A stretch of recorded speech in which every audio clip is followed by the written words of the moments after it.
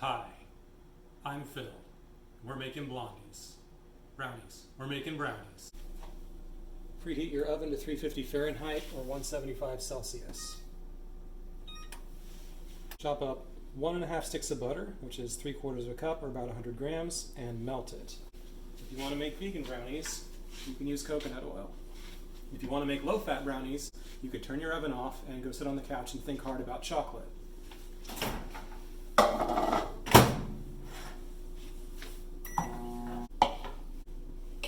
Set aside the butter to cool. To prepare the rest of our wet mix, I'm going to crack 3 eggs. In the US, these are sold as extra large. If your eggs are small, I would recommend using 4, as the water and fat content is important to the texture. If you want fudgier brownies, you can get away with 1 less. If you want to make vegan brownies, you can use chia seeds, about 1 tablespoon per egg, ground up with about an extra ½ cup of water. Set aside your eggs to come to room temperature while you prepare the dry mix. Start with at least 1/3 of a cup and no more than ½ cup of cocoa powder. We're going to use about 40 grams. To this, add ½ cup or about 96 grams of sugar. We're living La Vida low carb, so we are using erythritol. Any fake sweetener will work, but try to avoid baking Splenda because they cut it with maltodextrin, which defeats the purpose of being low sugar. At this point, cocoa powder and sugar, you're ready to make brownies. We're going to add a few things to improve the flavor and texture. If you don't have any of these, go ahead anyway, you'll have good fudgy brownies. 2 tablespoons or about 20 grams of coconut flour, ½ teaspoon or about 1½ grams of xanthan gum.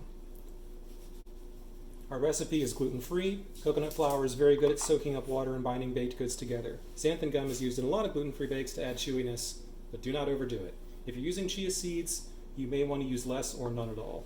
1 teaspoon or about 4 grams of baking powder, optional. This will help our brownies inflate and get soft. Without it, they will remain a bit more dense. 1 tablespoon or 10 grams or 1 K-cup's worth of coffee grounds. You can just tear open a K-cup and reap the sweet reward inside. What we're going for by adding this is something that's going to round out the flavor of a brownie. Plain chocolate is fine, but trust me, if you like things a little bit spicy, you can also add a teaspoon of chili powder. If you used salted butter at the beginning, there should already be enough salt in the mix. If you did not, add about ½ teaspoon or 2 to 3 grams of salt. To the now cooled butter, add a sploosh of vanilla. If you're outside of the States, sploosh is a standard unit of a splash plus a splish. And stir in your eggs. Stir in the eggs until well mixed. Then stir in the dry ingredients all at once. It will be pretty loose, but depending on the ingredients you had, it should firm up in mixing. Fortunately, because our brownies are gluten-free, you can mix this as much as you want within reason. It will not impact the final texture. At this stage, all add-ins will remove water and make your brownies less chewy and more tough. But if you like a bit of crunch in your brownies, you can add around ½ cup of chopped nuts and stir that in. Be careful, any more than this and they might dry out your brownies. The best part of brownies are the crispy edges. Therefore, this is the best brownie pan that exists. You'll want to grease it well.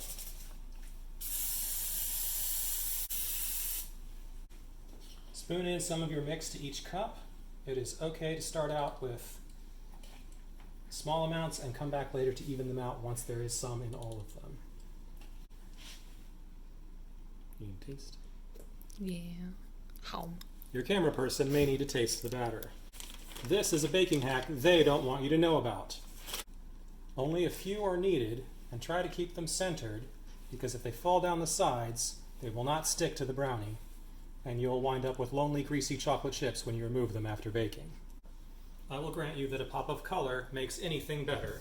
However, please refrain from adding rainbow sprinkles as a topping until after they're done baking, or else the color can bake out and brownies are already dark and it might look like a clown threw up in some potting soil.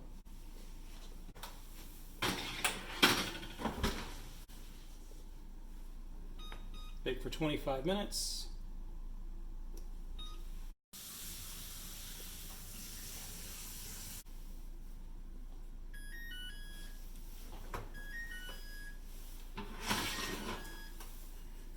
Once these are done, take them out of the oven, let them cool completely in the pan or for as long as you can stand before pulling them out. You'll want to remove them to a plate with some paper towels lined on it so that the grease that we put into the pan doesn't soak into the bottoms for very long. If one of your brownies turned out extremely small, you still have to eat it. I'm Phil, you're watching ZELDATHON Side Quest!